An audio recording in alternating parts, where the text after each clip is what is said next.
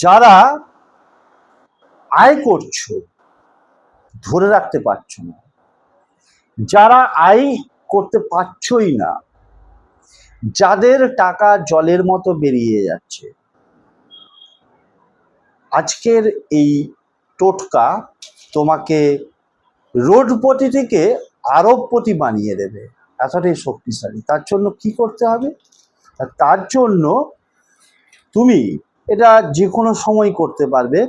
তোমার যে টাকার বান্ডিল থাকে, সেই টাকার বান্ডিলের ওপরে কি করবে, একটা ছোট্ট সাদা কাগজ নেবে এবং ছোট্ট সাদা কাগজ নিয়ে সবুজ কালির পেন নেবে। এমনি পেনও নিতে পারো, মার্কার পেনও নিতে পারো, সবুজ কালি হতে হবে।